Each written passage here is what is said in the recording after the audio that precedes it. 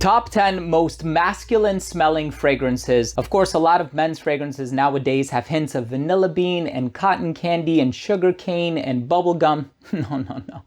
Not any of these. These are unapologetically masculine. They're dark, they're green, they're earthy. Some of them are spicy. You do have some aromatic touches like clary sage or lavender, what have you, depending on the fragrance. I'll share the list with you in just a second, so make sure to stay tuned.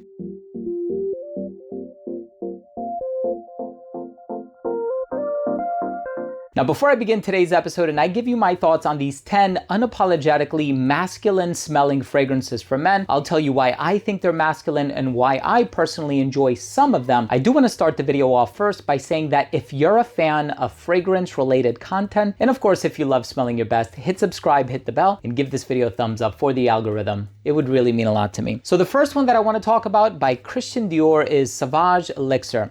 You've heard about this one, the cardamom, the nutmeg, the lavender that is in here. This is such a dressed up, grown up, masculine take on the Sauvage DNA. The original eau de toilette is very citrusy, very diffusive.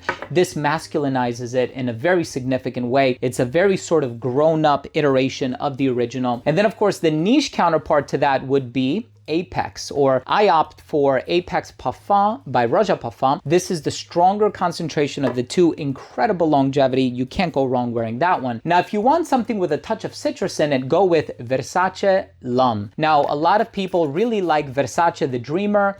That one is more of like a tobacco type of a scent. This one, on the other hand, has a lot of oak moss, and I really like that lemon in the opening. It's that very sort of bright, characteristic personality about it that I really enjoy. Czar by Van Cleef & Arpels. This one also has oak moss, patchouli, albeit and sadly discontinued. Now, I also really like the original Lacoste for men. Of course, some of these are hard to recommend, especially to a younger gentleman because they don't want to smell old school or dated. I like this one because it has lime and basil in it. So this is actually a very bright aromatic take on oak moss because there is still oak moss in it. We also have this one, Paco Rabanne Pour Homme. So this one also has some geranium in here, if I'm remembering correctly. It also has some rosemary, so it's aromatic. It's a really good fragrance, and I still enjoy wearing it to this day. Of course, 1725 Casanova. If you're a fan of lavender, you don't want the spicy lavender, but you prefer something a bit more aromatic. Dare I even say even a tad powdery, but this one also has almond in it. 1725 Casanova by Histoire de Parfum is an exceptional fragrance. And of course, we have this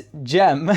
I know it's going to be hard for a lot of people to wear this one, Kouros by Yves Saint Laurent. Now, this one has some animalic ingredients. There's a touch of civet in the dry down. There's also honey. So this one is, again, certainly unapologetically masculine. In the number 2 spot by Chanel, Antaeus. I don't know if there's another Chanel fragrance that is more masculine than this one. This one surprisingly has rose. Oh, you also have this myrrh ingredient in the opening, so it's a little incensey, but it's this really sort of a dark, dressed up masculine fragrance, and I really love Antaeus. But in the number 1 spot, I'm curious to hear how many other gentlemen out there agree with me on this recommendation. So once I reveal it, if you've owned this one, if you agree with me, drop your comment down below. If you disagree with me, also drop your comment down below. This is the paragon of masculinity for a lot of people. This is a quintessentially masculine fragrance, came out in the late 80s, a lot of violet leaf, but it also has this dark leathery undertone by Christian Dior. It's called Fahrenheit.